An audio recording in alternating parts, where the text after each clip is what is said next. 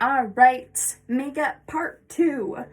So, some of the stuff that I got for you is going to be the toner spray that we went through. This, which you use for several things. One of the things is going to be this guy. And then I also got you something for contouring, which is like this. I have the same one you have, but this is similarly the same thing. And I use it to kind of carve my face. So I always start with the lightest colors first. So like here's lighter, here's darker, even though they don't do the same thing. Okay, and you don't have to clean this from here, but if you do it all the way, not partial, because then it'll carry water and stuff. So here, I use this concealer. I use what looks like a lot. I put it in here, and like this is gonna look scary in the beginning, but you just want to make sure that you continue to blend it out, and you can continue to remove some of it. I'll start with that first before I move on, but I do the eyes. I put a lot in the inner corners, and I take my blending foam brush and I just do like circles. So I'm essentially going like this while my eye is closed. And then sometimes when I open my eye, there's like a little bit of darker, like my skin tone underneath. So I just look up and I get the extra, and it should virtually go away. And this side, I do the same thing.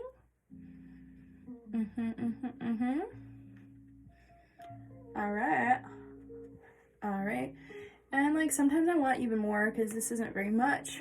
I would recommend starting with the lesser amount, unless you do want to continue building up to where you like it. Just remember, this is practice. And then if you ever feel like you have too much, like me, I'm like, whoa, this is intense. I'm gonna just try to trust the process and keep blending it and kind of go back and forth and in a little bit, but obviously you don't see me take it all the way around, okay? Now I'm gonna do this side before I decide it's way too much for my face. And when it is, I'm going to remove some. I'll show you how. The other part of your foam brush you're not really using, so you can kind of use it to blot. Yeah, I'm holding my skin in place and I'm just like wiggling it, and it's just gonna pick up little bits. It's not gonna pick up outstanding amounts. There we go. And then if you feel like you still have too much on there, just continue to blend and trust the process. And if it's way too much, you're just gonna color correct by adding in a little bit more of skin tone that you like. And we can always get on a call and do this. All right, and so for your contour stick, you're gonna do, this one's gonna be a little bit darker than the one I got for you. I can't find the one I got for you. I have the same one. And for these, like a nice cheap one works too. Like you don't, some certain types of makeup you don't need to go overboard with, like price wise. Some stuff definitely matters, but this doesn't. So I'm just gonna show you all the places that you can contour. Sometimes people do this one. I don't really do this one because I have a pretty chiseled jawline. But when people do, you can just carry it across, and you don't want to go over because you don't want it any darker up here. You want to make sure you're carrying it under.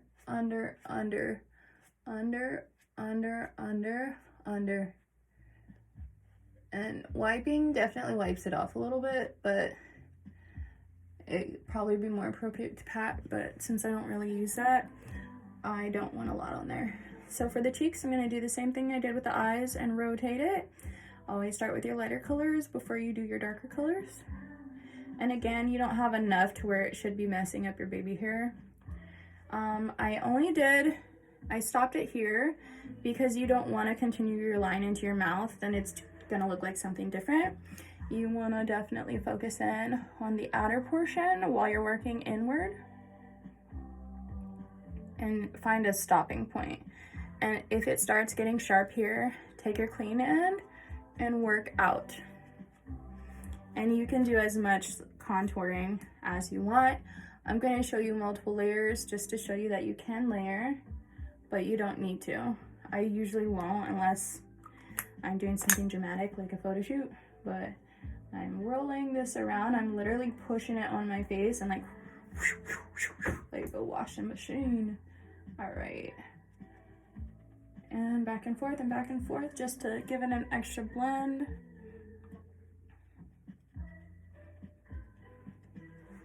Okay, for the nose, I squeeze this sucker and I get in there and I follow the shape. So I'm gonna go down the line like this to follow. But I'm gonna pat. If I swipe, it will work, but it'll take a lot of it off. I wanna keep most of it on. I did here so that you can see my nose comes out at some point. Otherwise, if it looks too linear, it'll make it look like my nose is not got like a point where it comes out more. I'm gonna do a little bit more, which I don't usually, but it looks like the camera is not picking up everything. So I want you to see everything. And then don't worry if the nose is too dark. I'll show you another thing you can do for that. For the eyes, I'm gonna circulate it around this area, and I know we both have hooded eyes, so I'll try to keep in mind that for your eyes, you're just gonna bring everything that I do higher than I'm putting it. So for even this, you can do it up here, which what that does is it lifts your face. Let's see, we got all the parts, good. Okay, this is a part that you can do if you want, but it's not necessary. I have like a palette that's contouring. This is supposed to be the lightest color, but it broke off into my sink just now. So I'm just gonna use the darkest colors to kind of reinstate. So clowns, believe it or not, were the first to use the wet, dry.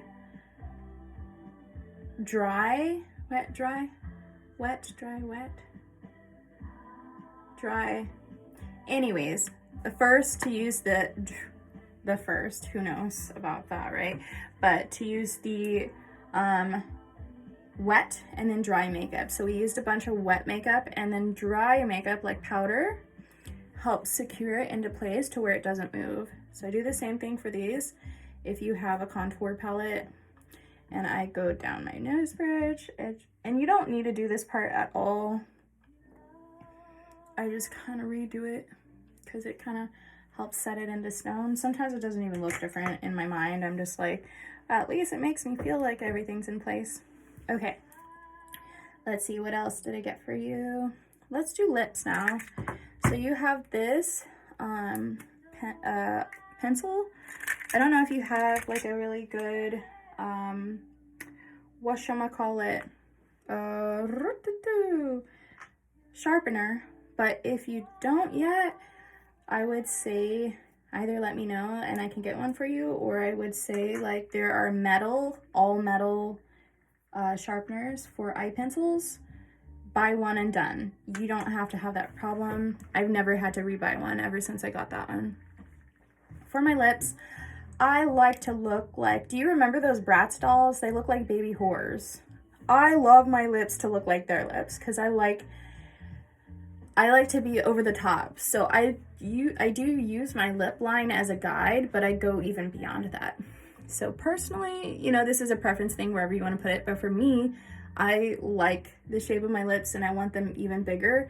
And then I have a condition, like a skin condition, where I get rashes and patches sometime on my face. I get it here, here, under here. I get it on my lips, and I get it in different spots of my face, and it takes out my pigment.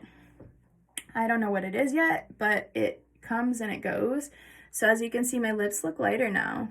I didn't have that before, but this is after they've healed.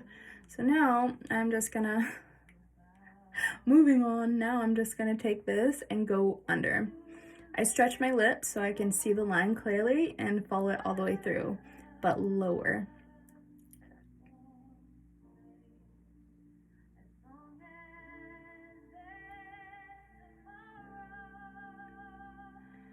And it's not much lower, it's literally just like on the line, but on the bottom half of the line of my natural lip.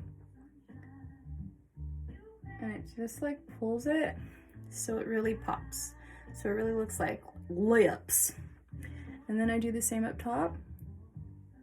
On the inner skirts, you don't want to go outside, you want to keep it where your lip bows.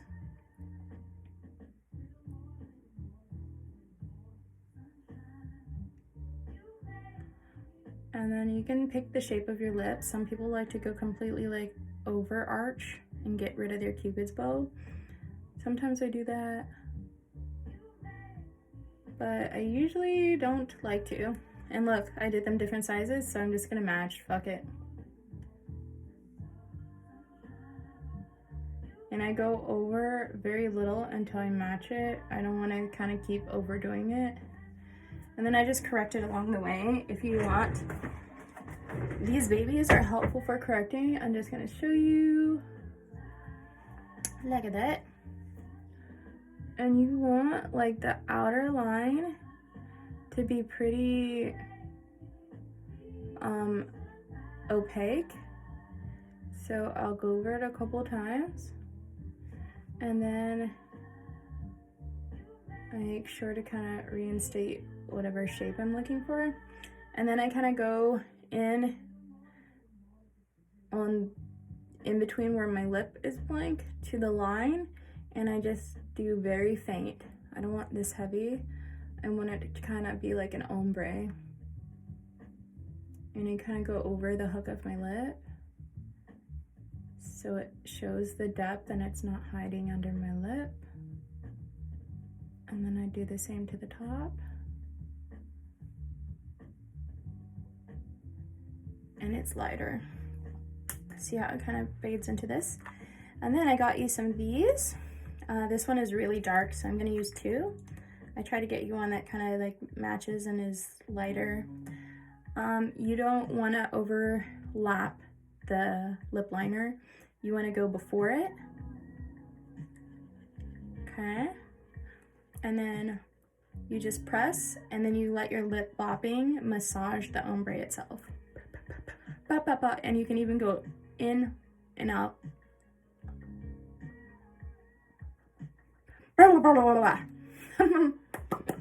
Okay, so this one I love, right? If you want a really, really like deep look, like the lips are like, then you can make it even lighter on the inside.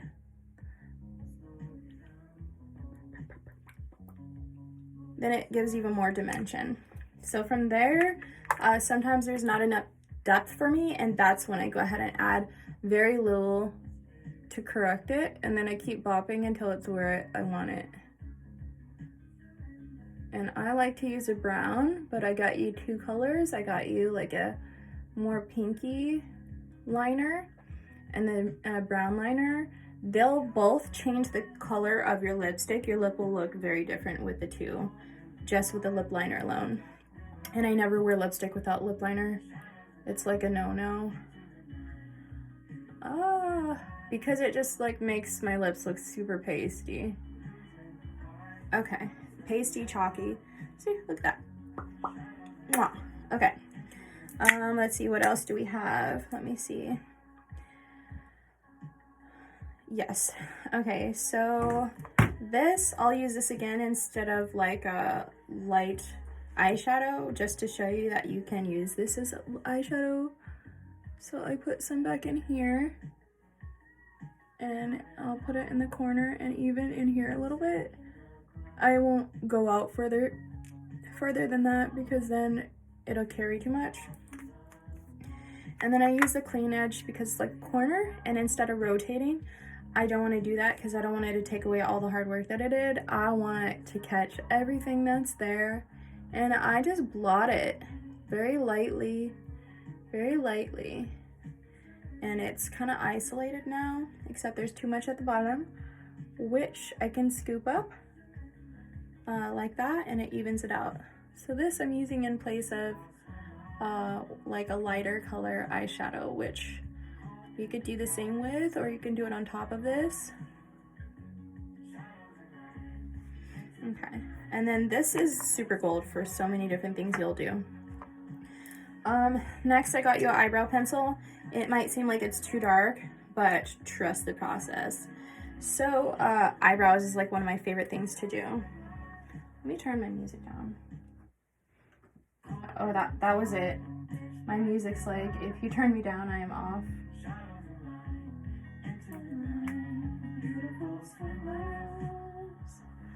All right. Ooh, all right. I'm gonna start a new one for this because eyebrows is a whole thing.